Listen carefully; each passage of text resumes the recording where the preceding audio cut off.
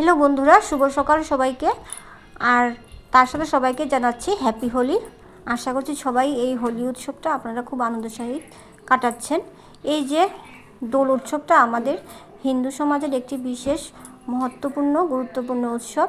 এই উৎসবটা আমরা সবাই খুব আনন্দের সহিত পালন করে থাকি। এই দিন হোলিকাকে মারা হয়েছিল বলে এই দোল উৎসবটা আমরা পালন করি। যাই হোক, আজকে আমাদের অফিস বন্ধ, তাই ভাবলাম সকালে উঠেই আমার ছেলের বিছানা আর আমাদের বিছানার চাদর দুটোই পাল্টে নিলাম। পাল্টে আরেকটি ধোয়া বেড কাভার দুটো বিছানাতেই পাতিয়ে দিলাম। পাতিয়ে একটু সুন্দর করে বিছানাটাকে একটু গুছালাম। বন্ধ হলেই জানেন তো বন্ধুরা, অনেক কাজ, মানে সেই দিনটা আরও বেশি করে কাজ থাকে, বিভিন্ন কাজ জমে থাকে, সারা সপ্তাহের কাজ। তাই আজকে একটু ঘুম থেকেও লেট করে উঠেছি, তার জন্য কোন দিকে কাজ করব, কোন দিক থেকে শুরু করব, কোন দিক থেকে করবো না সেটাই ভেবে অস্থির হয়ে গেছি। সকালে দেরি করে উঠলে কাজের কোনো পাওয়া যায় না। তারপর যাই হোক, বিছানা সুন্দর করে গুছালাম, আমাদের বিছানাটা সুন্দর করে গুছালাম। গুছিয়ে তারপর আজকে যখন হোলি, তাই একটু স্নানটা একটু পরেই করব ভাবছি। একটু রং টং খেলে তারপর আস্তে ধীরে স্নান করব। আজকে তাই সকাল সকাল স্নান করলাম না।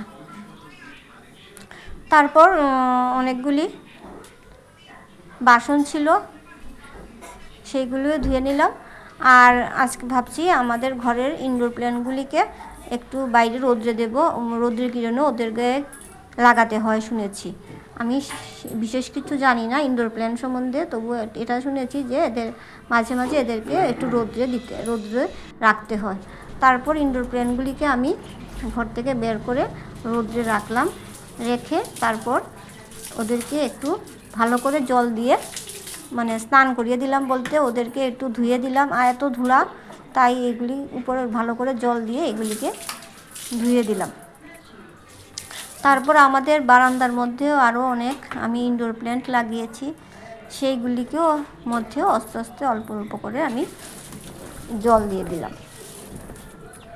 জানেন তো ইনডোর প্ল্যান্টগুলিকে কীভাবে যত্ন করতে হয় সেটা আমি বিশেষ জানি না। আপনাদের জানা থাকলে আমাকে একটু জানাবেন, কিভাবে ইনডোর প্ল্যান্টে যত্ন করতে হয়, বা ইনডোর প্ল্যান্টে কী কী রাসায়নিক সার দিলে ভালো হয় সেটাও আমি জানি না। সেটা আমাকে একটু আপনারা যদি জানেন তাহলে আমাকে একটু জানাবেন।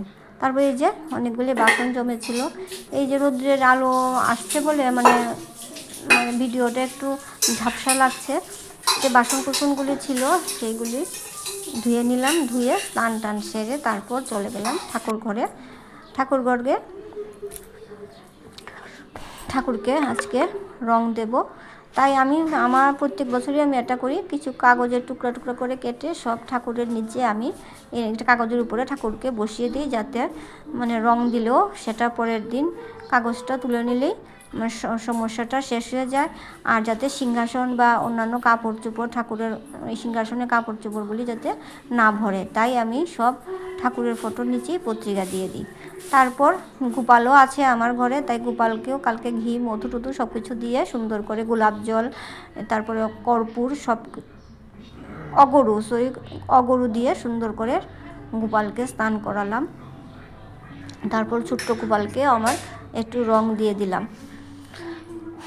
জানেন তো এই যে উৎসবটা আমরা হিন্দুদের খুবই একটা গুরুত্বপূর্ণ উৎসব। এই উৎসবটা আমরা সবাই খুব আনন্দের সহিত পালন করি। হিন্দুদের যে অনেকগুলি উৎসব থাকে, এইরকম উৎসব আর অন্য কোনো সম্প্রদায়ের মধ্যে এটা নেই। আমাদের হিন্দুদের এই উৎসবগুলি ভীষণ আনন্দের। তারপর আমি 5 জাতের আবির নিয়ে এসেছি। তারপর 5 জাতের আবির কেটে কেটে আমি একটা থালের মধ্যে নিয়ে নিলাম। 5 রকমের আবির নিয়ে ঠাকুরকে সুন্দর করে, ঠাকুরের চরণে সুন্দর করে রং দিয়ে দিলাম। আমরা যেদিন ঠাকুরের রং খেলা হয়, দোল পূর্ণিমা যেদিন, সেদিন আমরা রং খেলি না। কারণ আমরা এই দিনটাকে বলি দেবহোলি, মানে দেবতাদের হোলি। ওই দিন আমরা রং খেলি না, এর পরের দিন আমরা মানে সবাই রং খেলি, ওই দিন শুধু ঠাকুরকেই রং দিই। তারপর ভেবেছিলাম ঠাকুরকে একটু ফল টল দিয়ে বিভিন্ন সুন্দর করে ঠাকুরকে ভোগ দিব, কিন্তু মানে পারিনি, একটু সমস্যা ছিল। তার জন্য একটু মিষ্টি আনিয়ে ঠাকুরকে ভোগ দিয়ে দিলাম। তারপর যাই হোক, আমার ছেলে, আমার হাজবেন্ড সবাই একটু একটু করে ঠাকুরের চরণে ওরও একটু রং দিয়ে দিল, আবির দিয়ে দিল। আগে আমরা ছোটোবেলায় এই রং খেলার দিন মানে সকালে ঘুম থেকে উঠি কিছু না কিছু একটু চা, দুধ, বিস্কিট বা যা কিছু খেয়েই মানে বেরিয়ে যেতাম। আমাদের সময় রং ছিল, আমরা কি করতাম, একটা বালতির মধ্যে নীল যে ছিল, নীল রং দিয়ে এটাকে জলের মধ্যে গুলে সেটাই আমরা দিয়ে খেলা করতাম, এটাই আমাদের কাছে রং ছিল। তারপর আমাদের সময় ছিল মিনা রং।